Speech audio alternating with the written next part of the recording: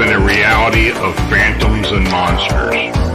They exist among us, and sometimes they win. Even the devil was an angel once. The world has its own rules, and these rules are not human. Some of us seek answers to the origin and existence of cryptids and the unexplained. Join us as we venture beyond the known and accepted boundaries. Welcome to our nightmare. I think you're going to like it.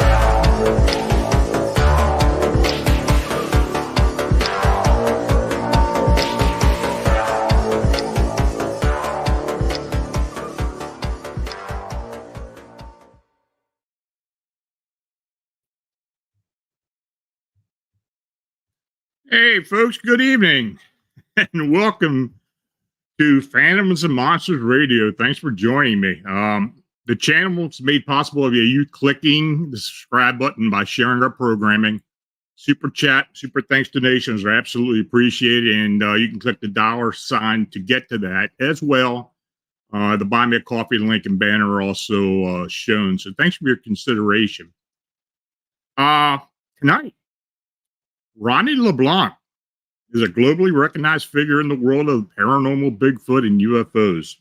Ronny has been featured on Animal Planet's Finding Bigfoot and In Search of Monsters and stars in Discovery's Expedition Bigfoot and the Travel Channel's Paranormal Caught on Camera. Ronny is an independent researcher, screenwriter, and author of critically acclaimed and best-selling book Monsterland, Encounters with UFOs, Bigfoot, and Orange Orbs, which details the history and connection between various phenomena, highlighting his experience in research area called Monsterland in central Massachusetts. Ronny was the first person ever to cast a Bigfoot print in the Bay State from a trackway discovered by a couple in a Leominster State Forest in the summer of 2010. And you can go to his website at ronnyleblanc.com. So, Ronny, thank you for joining me this evening. Hey, Lon, how are you? I feel like it's been like 3 years. I think it's been longer than that. Has it really? I think, yeah. Well, it's before you've been on the show. I mean, shoot. Before you, on Expedition Bigfoot. So, man, well, thanks for having me on. Yeah, well, great. Thanks for coming on. And especially, the timing is great because the premiere last night, which I'm getting glowing reports about it, but being Alaska, my God, that place is just, and I'm really looking forward to see what comes up in the next couple of episodes. What's your general impression of that place anyway? Man, I never want to go back. If that gives you the answer. Well, that's a good answer. I mean, honestly, it was another planet. Like the energy there was definitely ancient and feels very heavy.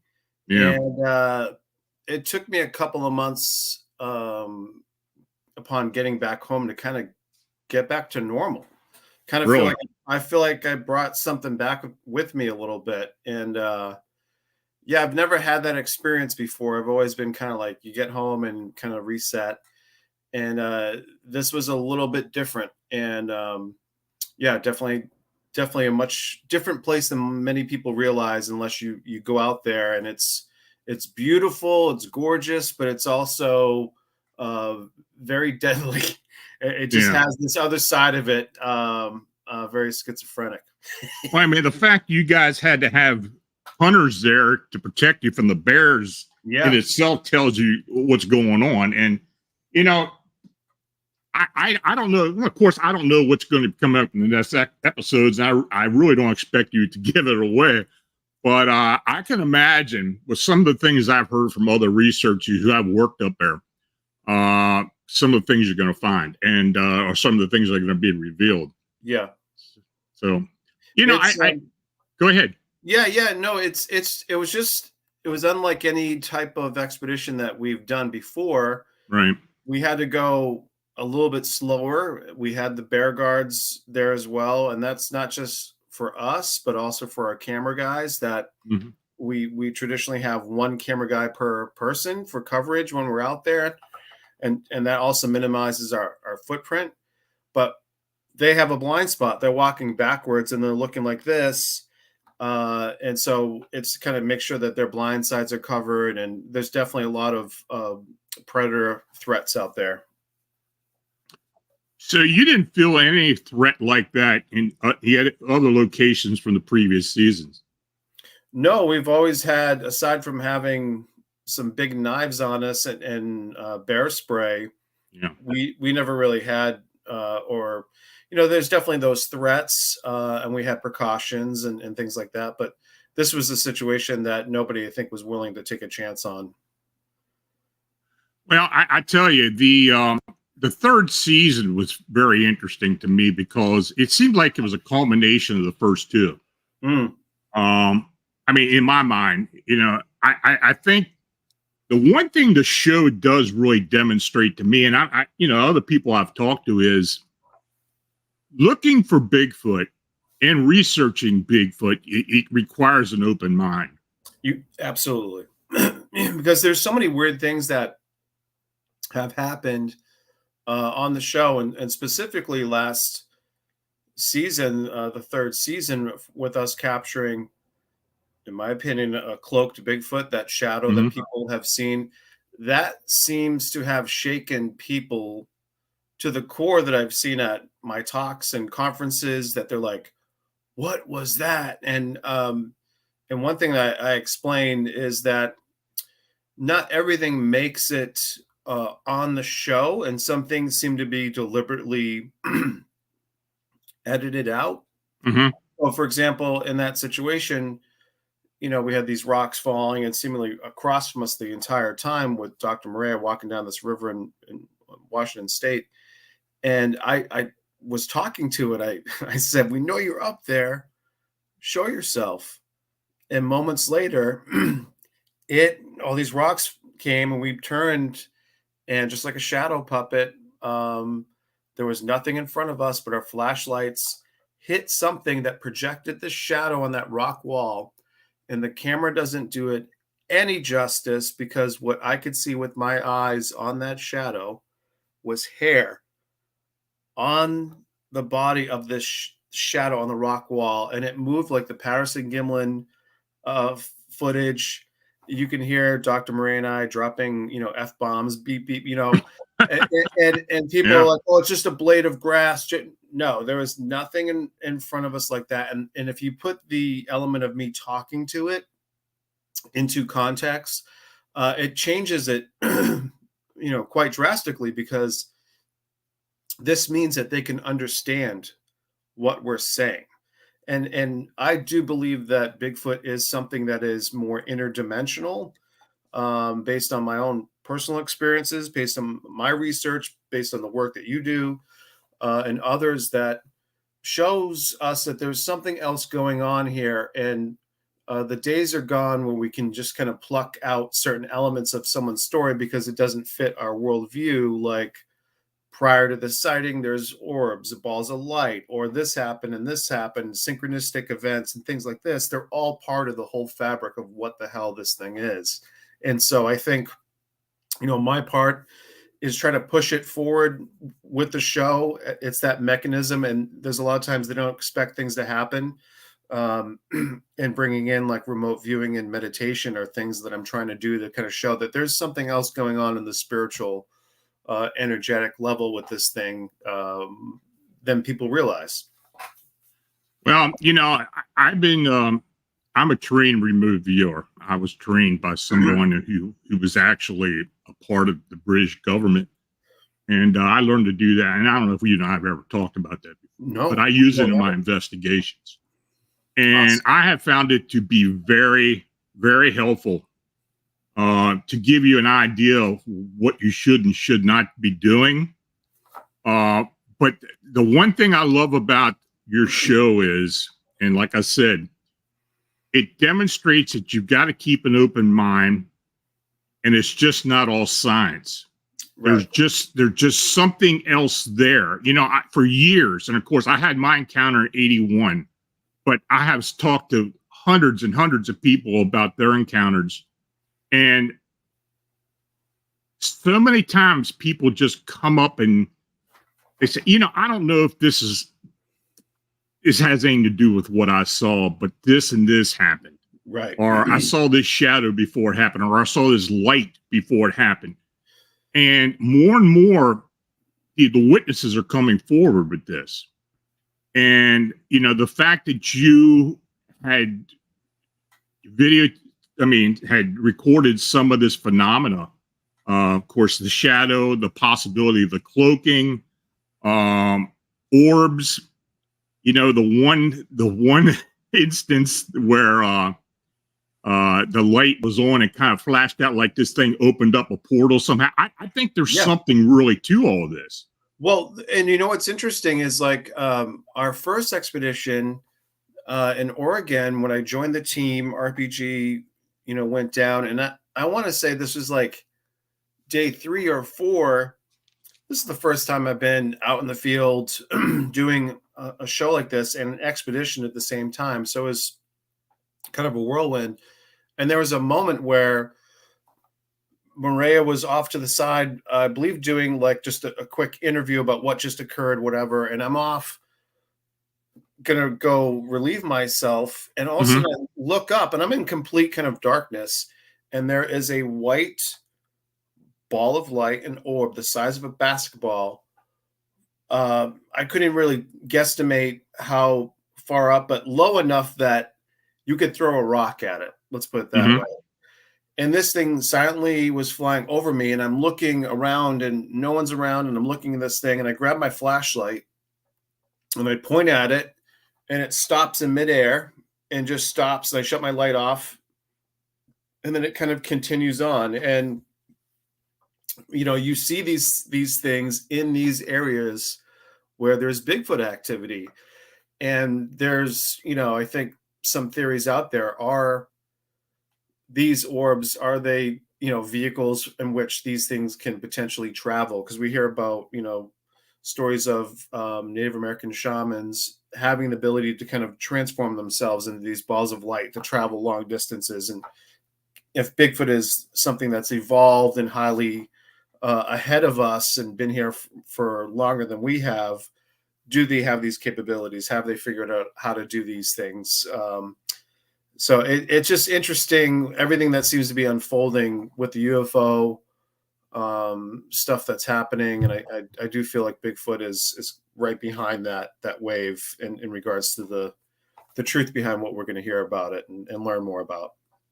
Well, as years have gone by, I've been talking this interdimensional supernatural aspect of cryptids for years now. And, but more and more, I believe that the researchers and investigators are really starting to realize that there's something more to it than just seeing a flesh and blood being. Yeah. Now, look, I believe that there are areas, particularly here in North America, where there are flesh and blood beings, where there are groups like up in the Pacific Northwest and up in Alaska and maybe even down into Florida.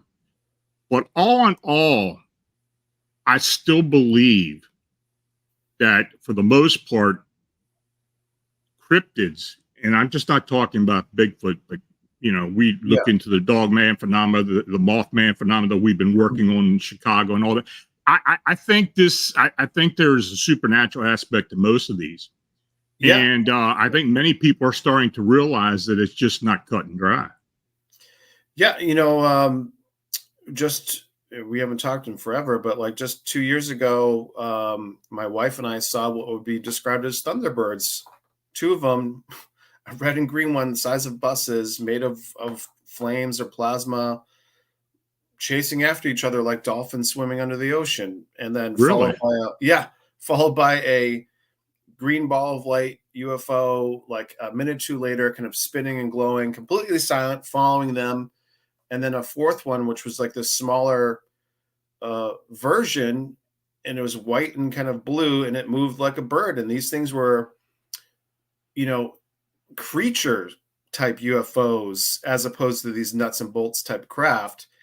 And I honestly, why would I never expected to see this? And it was the most amazing thing to see, especially with my wife side by side. And we're like, and it's those moments too where you're like, it dawned on her, like, pull out her phone. So she gets like the last 20 seconds of this last one flying over us and kind of going past the tree line. And you see, if you stop this video and I post it on my socials, you'll see wings.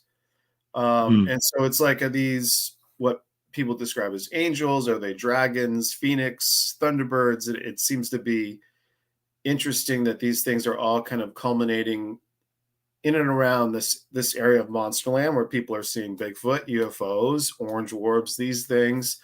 I'm also getting reports of other and recent stuff of like elf looking things with clothing and like there's weird stuff happening. And I don't know if we're kind of entering this time where the veil's getting thinner and thinner and more people are seeing different types of things, or it's just, I don't know, but it just seems to be kind of accelerating.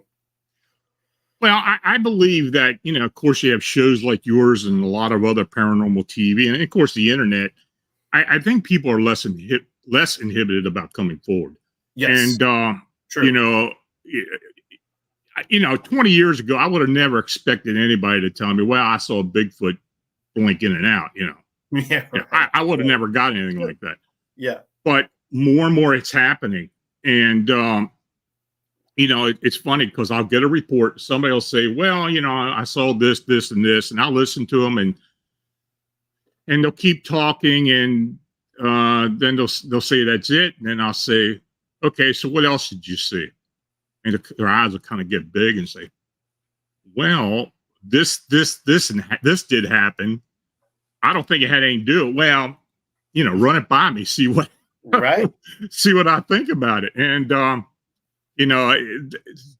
this is what we're getting into. Is the veil thinning out? Possibly. But I think what it is, people are more receptive to the fact and what we consider fact that these creatures do exist. And there's a lot out there we just can't explain. What's just in your time, your observations, what are you seeing as the kind of like that commonality with all this stuff? Is it almost seems to me like certain pockets and areas obviously are having the same kind of stuff, which could lead people, are there portals, are there, vortexes or whatever. And then there's also seems to be people are connected to it. So no matter where they go, that this seems to follow them too. I'm curious what your observations have been over the past few decades of doing this. Like what your takeaways are, I guess. Well, I think there's definitely a connection between most of the aspects of the paranormal. I think the light anomalies are one main thing that people are seeing more and more of. And in fact, there have been instances where I have talked to people, and of course, some of the people have been involved with our team and such, would go to a location a few days after this actual sighting and check out the location, and they start seeing orbs. Like there's residual there from what had happened. And that's happening more and more. Now, I'm not saying that these are necessarily UFO craft, but there's energy out there. We're working a location right now in Maryland where there are tracks of some type of large bipedal creature, but there's a lot of UFO activity. There's a lot of death associated with the location. Just a lot of different things. I mean, for instance, when we do our investigations, we use a lot of tools. I mean, I use remote viewing. I use a lot of different things. I'm intuitive, so I use a lot of my abilities. But, many of our researchers or investigators on our team have other tools they use, and one is dowsing. Awesome. And one of the guys on our team literally went out there the first day we went, and he went out into the field. It's a horse farm, large horse farm, and along the edge of a woods out there. And he had picked a branch to a good make a dowsing rod. And something happened to him that never happened before. He had to strain to hold on to this thing. And it literally broke in his hands. It pulled down so hard, it broke in his hands. Wow. And, then a couple days ago, we just got it, the resident sent us a video of a remarkable UFO sighting. Right in the same area where this was, where this had happened at before. And the two guys I was with, they were down in the woods further down, and they saw light anomalies in the woods as well. So there's something going on there. And, when you look into the cryptid sightings and cryptid phenomena, you always got to be aware there's something else going on. Yeah. And you got to be looking for that. And, I believe that, I believe that you've got to, when you go talk to your witnesses, you got to make them more comfortable so they can come out and tell you what they, the other things that occurred. And, I think that's where we're going to find our answers. Yeah. What's weird is I had, so I was just at Michigan Paracon last week, spoke there, and talked to somebody that had gone to a location where there's a Native American burial ground, and had a Bigfoot sighting, and next to this Bigfoot was a Native American. And then another report from back home here in Massachusetts, where someone saw a small type of creature actually communicating with a Native American.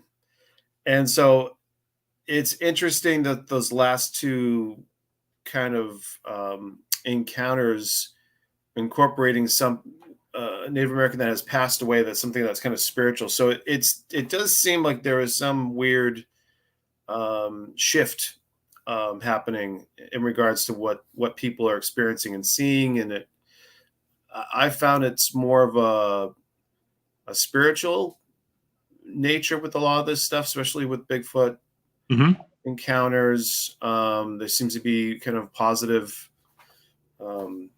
things with that. And it's just really interesting. I'm just starting to, I think, be more aware of that now that it seems to be getting and I think to your point, people are getting to a place where they're willing to share, and hey, a lot more people are having these experiences. Maybe I should. And there's definitely some that are still hesitant to kind of come forward and reveal who they are, but I think they're willing to, can I share the story, but don't use who I am. Keep me anonymous type thing. Well, of course, and you got to respect their wishes, but yeah, absolutely. Android Paranormal, who sent a super chat, and I appreciate it. He asked if you how these expeditions have changed you. They've definitely strengthened my belief in what I think these things were when I got into it. I think faced a lot of fears that I've kind of overcome with, and now really enjoy the process and being out there a lot more comfortable shutting flashlights off and walking in the dark than I was before. And I think it's like, if you're meant to do something, then I kind of feel a little bit more, I think, courageous. And if I'm going to go down this way, so be it. I think everyone has their own kind of way it's going to go timeline wise. So I kind of have a little bit more bravery with that. I don't know. My wife wants to hear that actually, but well, I can understand that. I think you all have gotten a bit braver as the seasons have gone, as the show has evolved. I think you're more comfortable. You work great together, all four of you. Yeah. And that's the big thing. It is one kind of, we've worked with the same crew, and we've been working together now 5 years. So when you have that, you can kind of do some nonverbal stuff. You kind of know like what the next person is going to do. There's almost this protocol in regards to things, and we know that there's a lot of things that are unexpected, and we just kind of roll with it. Like, you know, Kentucky kind of chasing after stuff. Like, we're there to you know, possibly capture the best next thing to the Patterson Gimlin film. We've captured DNA evidence. I think we're trying to, you know, accumulate enough that people are going to stop saying, hey, this is just a myth and it's people are making this stuff up. No, there's things going on in our forest, and people are encountering and seeing these things, and we're in their backyard, and we're going into these areas. Well, I think people can relate more and more with what you're finding with a lot of things that you are experiencing. Example, just like the boneyard thing, the killing, you know, the killing field. Yeah. You know, when Russell came across that, you know, we've had the same thing happen to us as far as investigations. In fact, I remember, and I made a note of it. We had one of those in the Four Corner area in the Dene Navajo Reservation, as well in Arizona in the Cachuca Mountains, where these boneyards would show up. And I mean, like 3-4 times the size of what Russell found. Wow. Yeah, we're getting a lot of that. You know, you asked the question, like, why has nobody found a Bigfoot body? Are they burying them? I absolutely believe they do that. I do believe they do that. Of course, you guys used the LiDAR, which I thought was fantastic, and did find that image. You know, those type of things. And of course, and you and I know the government involvement, and then them either having a research area or buying land like they did in California with that, you know, with that area where people were seeing certain phenomena. Yeah. People asked me that before, you know, like, do you think there's a conspiracy around this stuff? And before my answer was like, I don't know. Yeah, now I do. There's definitely like, you know, there's a report that a researcher from Western Massachusetts interviewed a military police officer, you know, on the base in Fort Devens, right down the road here, which I found out the CIA was there, the NSA was there, and this military police officer chased a crimson-colored Bigfoot that was on the base, off the base into the Nashua River, where it just disappeared. So, one, why were these 3-letter agencies here, and that may still be here? Are they monitoring what's going on? And if you have something like these beings, like a Bigfoot type creature on the base, and again, we're in woods and everything else, but they seem to be popping in and out of these areas that people are seeing UFOs, and there's this other light anomaly activity in orbs.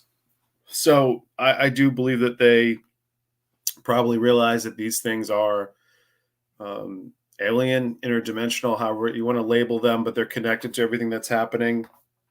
And that's why there seems to be such a secrecy behind Bigfoot over the past 50 years, like UFOs and the lack of bones and bodies. And we hear rumors of forest fires and different things, and bodies are recovered. And I'm hoping that we do have kind of get to see under the covers what's happening here and what they may have. Because if we do have craft and bodies, you know, what if some of these bodies have hair on them and they're 10 feet tall? You know, now what? Yeah, I mean, and you know, David Jones Locker, who's in the chat, he brought up a good point. This is something I hear about from a lot of witnesses: is the mind speak phenomena. Yeah. In other words, not just you said that, you know, you thought they kind of picked up on your thoughts and then they reacted to it. And I think they absolutely can do that. I think they do realize in some way how you're feeling, what you're thinking, and they will react to it. Yeah, well, in the reference, the case I was talking about with the show, I actually verbally spoke that out, and and then in other cases where I have a friend that was seeing these lights, and I was, tell them there's, a connection with these lights and Bigfoot, and, project your thoughts that you want to know what's behind, these lights. And after, 4 days of doing this for 10 or 15 minutes or so, when he's outside and seeing these lights, he woke up early, went out on his front lawn, moving a sprinkler, and looked over, and a Bigfoot leaned behind a telephone pole. They made eye contact, and this thing ran across the road in 2 steps, and kind of freaked him out, because it's like, okay, why am I seeing this in my front yard with these lights? And there's definitely a connection. Yeah, well, with my sighting, I had an 81. Of course, there was some local jurisdiction and government involvement with that sighting. And but more and more we're hearing where military is getting involved. People are coming forward. Yeah, I know it happens. I mean, I just know from personal experience, like with my father, because he was in the Air Force, and he talked about, and he used to get on me, do not be asking people I know questions about this stuff.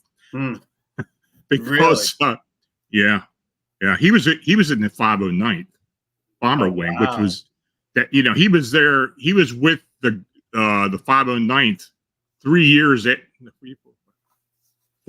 after Roswell. So a lot of the guys that were in the group were there at the time. That's amazing. And I actually I went to a couple reunions. They used to have reunions at Wright-Patterson Air Force Base, and he would tell me, I know you're into this stuff. Don't be asking questions. But I didn't listen. I was asking questions, So, but all in all, they didn't really come out and say, yeah, this and that happened. But they were sheepish about it. And but more and more of these gentlemen, the deathbed confessions are people who, they feel, well, it's time to start talking about it because others are. They will come out. Yeah. I think with Bigfoot, that may very well be the same thing is going to happen. I think so too. There was, this popped in my mind because I remember seeing it and then I couldn't find it again. There was an article that had come out, and this was like 12 or so years ago. And I feel like there was a sighting in Northern California, but it could have been like the Humboldt Times or somebody had come out, and I could not find this article again. I was almost like, did I dream that I read this?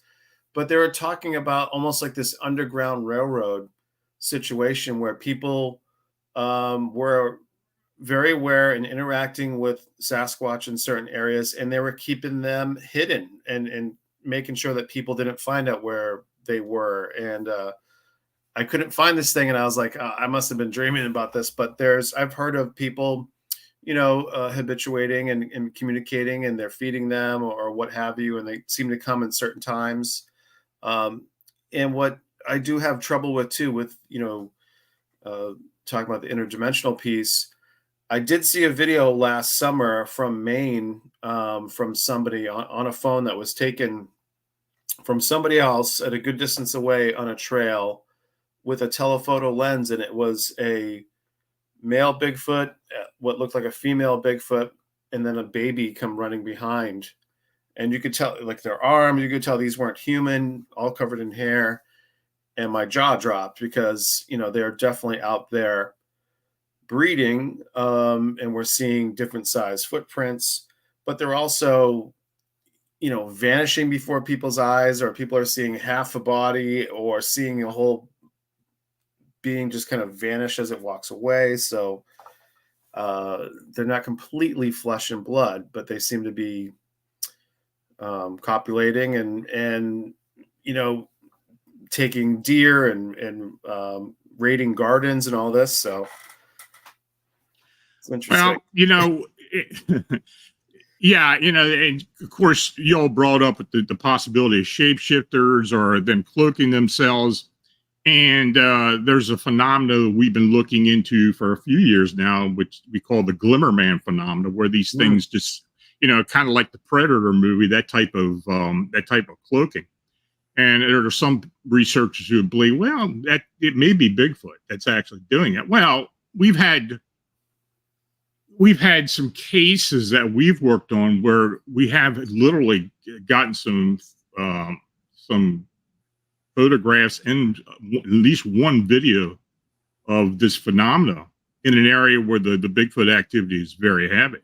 So is that actually happening? I think it very well could be. Well, I mean, there's so much we just don't know. It's funny. My wife saw that right by our house. Really? While I was out filming 2 summers ago, we just moved here, and she was coming down on a Saturday night, 9:30 at night, completely black, like no real street lights out where I'm at here. And we're right next to an 80-acre park, Barrett State Park, and then Leominster State Forest is down the road, Monsterland. She's coming down and slams on the brakes because something or someone has jumped out of the woods onto the road. She thought she was going to hit a person. And she described it as tall, bipedal, slender, not like wide, but she could see straight through it, and it looked like static electricity. And it walked across the road and went into the woods, and she opened the door to see. Couldn't hear anything, kind of vanished. But this is right where we've had Bigfoot activity. We've had rocks thrown at our shed in the back. So I do think it's them kind of in this form, and why we don't see them all the time, because they're in this state. And like I had my experience when I was real young with something like that, where it was like I couldn't see it, but something was going through the woods in front of me, and I could feel it walking, and everything's moving around it. But like the Predator from Arnold Schwarzenegger movie, like you can't see it. It's like, what is happening? Well, Mariah even made reference to, I think it may have been the first season where she was walking and she instinctively knew something was in front of her, walked in front of her. Yeah, it was coming. Yeah, it was starting to come down. She could hear it and actually see the grass moving towards her. Yeah. And she Ronnie, freaked out. And Russ had something similar at night, kind of approaching them that they couldn't see, but they felt like something was right there. It's weird. And, but I hear this, I've been hearing this for years. And the fact that it's starting to come out in your research, which you're showing on the show, on Expedition Bigfoot, is refreshing to me, because it's actually getting out into the public. And of course, it's going to do nothing but help us, because people are going to be less reluctant to come forward and say, I saw this, and this. Yeah. They saw something like that on Expedition Bigfoot. Is this what I saw? And you're exactly right. And it's really interesting too that other people are, just at conferences, if I ask people or propose, I do a talk on the Bigfoot UFO connection, and after the talk, people are like, that makes sense. Like they kind of get it without even maybe necessarily having a sighting or experiencing it, but then they kind of go, okay, that's why maybe we don't have bones, or why don't this and that. And it seems that people almost seem ready to accept this idea that there are other beings around us. And even during these UFO hearings, they're talking about dimensions now, transmedium. Mm-hmm. So you've never heard that before. Starting, it's kind of crazy. Yeah, it is. I mean, well, it has a lot to do with, I think, in more recent years, where, of course, this missing not 411 thing started coming out. Yeah, and other researchers were talking about people that were disappearing in state and national forest. And then we've had people who work with these natural resources departments are saying, there's some weird stuff that's going on. I've had search and rescue people tell me the same thing, especially out in Northern California, where they see this crazy stuff. A kid will disappear, and they'll find him on top of a mountain somewhere. He never could have got there alive, but how'd he get up there? And the kid would say, well, this hairy man took me up here, or whatever. Right. Yeah. Yeah, like that little boy from 8 years ago in North Carolina that vanished for 3 days, and Yeah. how'd you survive? Oh, a bear took care of me. You're like, oh, Yeah. that's Bigfoot. Yeah, that wasn't no bear. That's that Yankin River area. That I would love to see somebody go in there and look at that, because there's a lot of weird stuff that goes on down there. There's so many of these pockets of activity, and it's man, I've kind of been talking about it, and I know everyone's negative when it comes to artificial intelligence, but I really do think that something like AI, if we could have it kind of scrub these different UFO database, Bigfoot data, all these different things, celestial events, magnetic anomalies of certain geographic locations, all this, and look for these dots that we're maybe not thinking of connecting, that start to show us some different patterns, maybe even give us predictive analysis as best as we try to do with our algorithm, and determine where the best places to go based on sightings. There's only so many data points that you can use to kind of get you there. And so something like that, I think, could really help us understand all of this.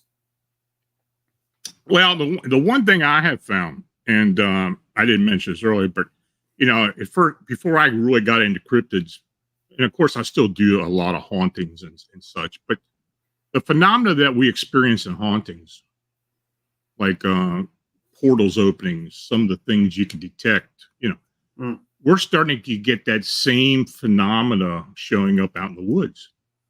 Interesting. People are seeing these possible portals open up, and then sometimes they'll be walking, say they're walking on a trail, and all of a sudden they went somewhere else, though it looks like this same place they're at, but just a few things that are different about it. Not necessarily a time slip, but an altered reality. And then, they'll be there for a short period of time, and then they'll pop back to where they were. Yes. I hear a lot of that. Yeah, that's somebody was just the same person that had the Bigfoot experience, and the Native American mentioned that and said, I do think that it's not necessarily that we're seeing these things come into our dimension. We're actually popping into theirs for moments and actually seeing inside theirs. And that's why people describe this vacuum of sound, or all of a sudden, like, they feel like everything just went dead quiet. And yeah, I think that we are maybe going into these different pockets of dimensions, time, like in these certain areas, and we may not realize that that's actually happening. I think that's I agree with that. That may very well be it. There may be a larger percentage of these sightings and of these beings. And I'm not saying just necessarily Bigfoot, but other cryptids, where maybe the witness did enter into another reality and see this thing, and then they somehow came out of it. Maybe that's a reason why a lot of evidence can't be found.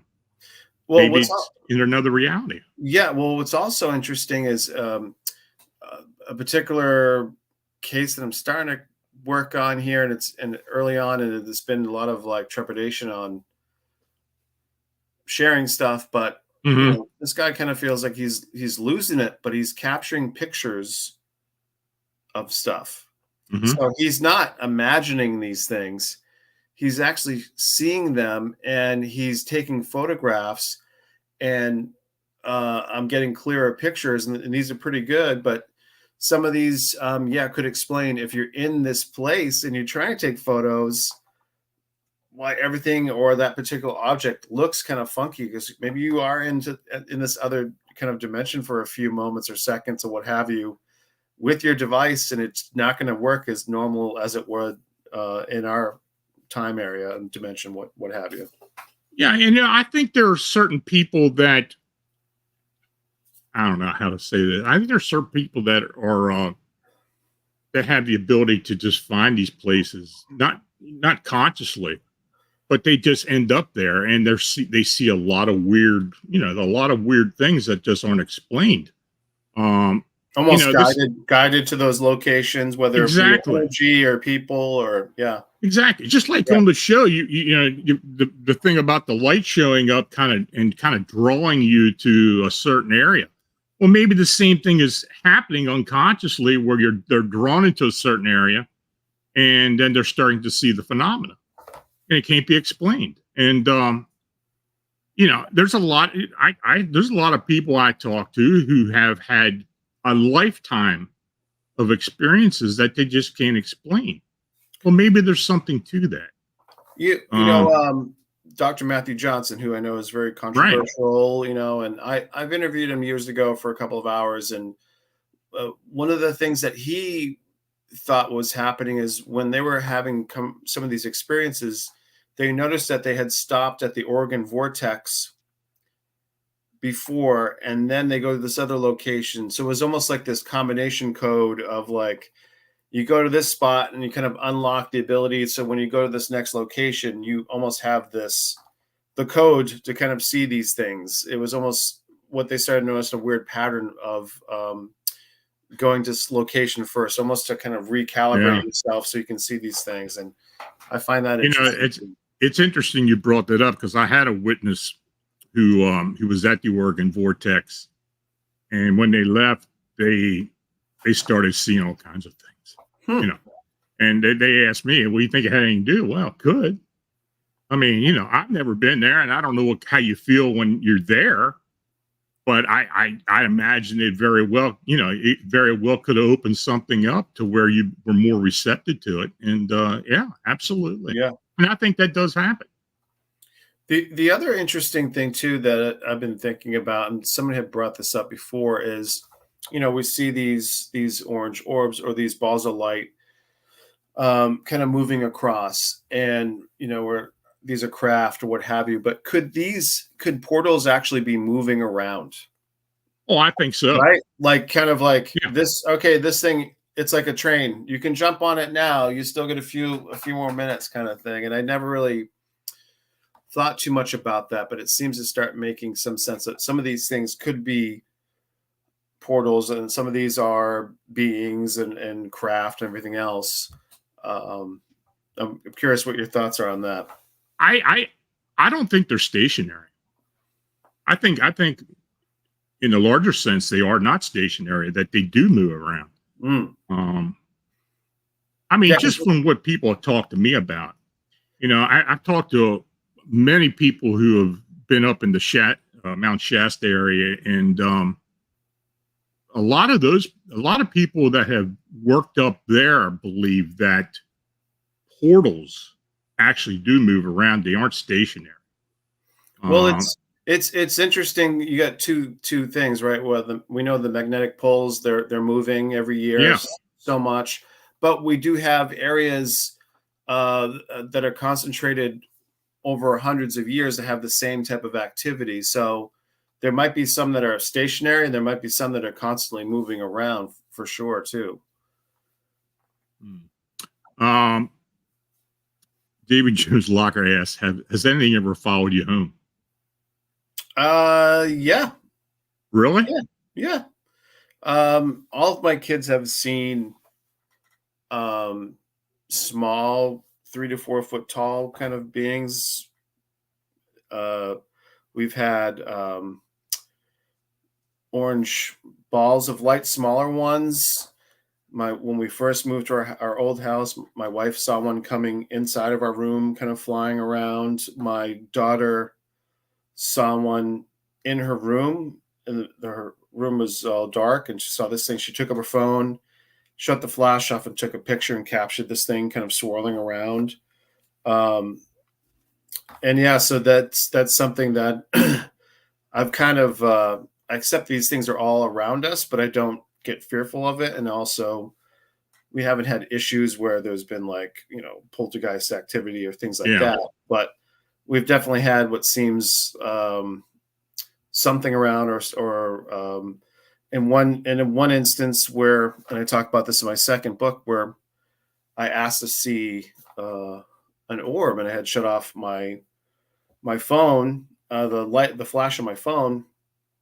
And this was after talking to this energy healer that's worked with the angelic realms, and I asked for it, and after 4 pictures, nothing, and then the 5th picture, this orb flies through the frame, and it's in my book. But when I went back home, probably about 15 minutes later, I had sent her a message saying, I just, saw this orb. And as we're in the kitchen, my daughter and I, in the doorway, a light being appeared for like 3 to 4 seconds after this. And so it was awesome because it didn't feel like it was something negative. It was almost angelic. And she saw it too at the same time and described like head, shoulders, like a body in the doorway. And then this energy healer had said, yeah, I just heard your name. And when that happens, that person's going to contact. And I'm like, what is happening? And just all these things kind of boom, boom, boom, seeing at one location, coming back home, and then having this activity appear with another witness being my daughter was pretty profound for me, that there's other worlds, dimensions interacting with us. I think most researchers or investigators don't want a lot of this stuff to show up or be part of their life, but invariably it shows up. I mean, it happens. Yeah. I mean, I think when you're subjected to it, it does become part of you as well. God knows how many times I've been involved with cases and I've had things show up as well. It happens. It just happens. And I don't think a lot of people will admit to that. Especially people who've been around a long time doing this. They don't want to kind of get, the woo thing. They don't like that being tagged to them. Though I think more and more people are starting to realize there is more to it. Yeah. But like the guys at Skinwalker, they talk about the hitchhiker effect, and anyone that's been working in some of these areas, and even some of the scientists that were working on other spots that they go and the stuff's kind of knows you're looking into it, and now it's looking into you. Wow. I got all kinds of stuff popping up in my head, but I'm glad I went back and looked at season 3 the last couple of nights, and I started picking up on things that maybe I didn't necessarily see before, but I think the 2 most profound things to me were, of course, the shadow on the river. Yeah. That's something that has been described to me by others, but the fact that you did pick up on it on camera, I mean, that just convinced me totally.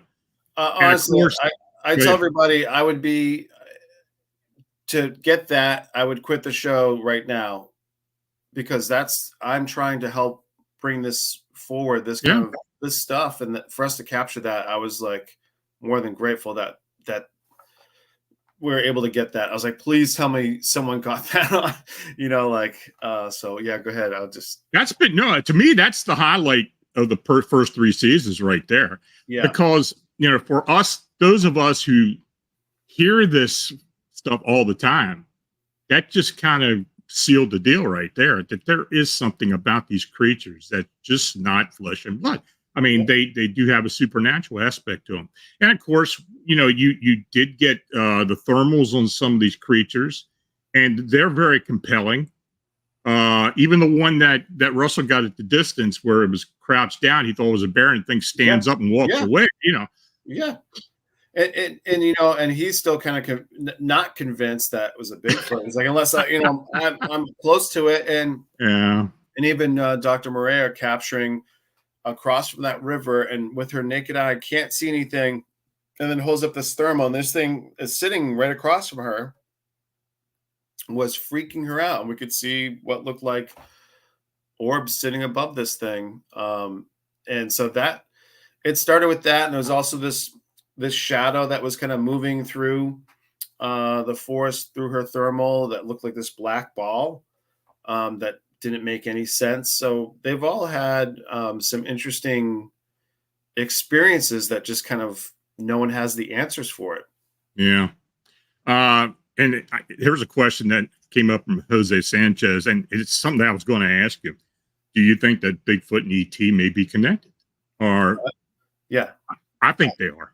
I do. I mean, there are reports of, Pennsylvania, of them, of people seeing Bigfoot's exiting a UFO. There's all these different weird reports, and we hear these rumors of gray aliens working with Sasquatch, and they seem to be in these areas like the Abenaki tribe up here in Maine and in Vermont talk about Bigfoot protecting these springs like Bennington Springs and these different areas where there's healing water in areas that maybe people might consider a portal being there, like the Bennington Triangle and these other areas. So they definitely seem to be connected to protecting these power places, and there's also seems to be some kind of relationship with aliens or UFOs.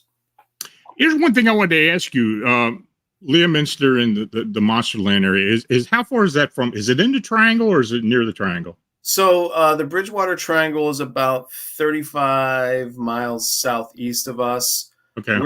Leominster is right in central Mass, and we're about 25 minutes south of the New Hampshire border. So they have what's known as America's Stonehenge, and it's considered one of the oldest archaeological sites in the United States. And it's believed that Leominster was an outpost of this location that seems to be a timetable for celestial lunar events. And again, that just a very weird kind of sacred connection to some of these different locations. And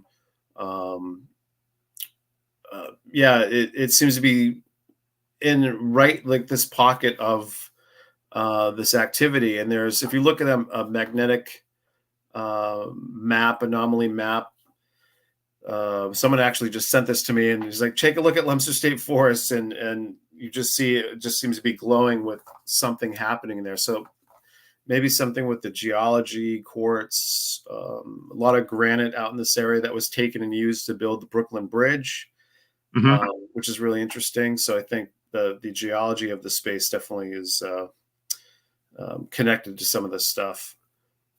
Yeah, there's something about Massachusetts that really freaks me out.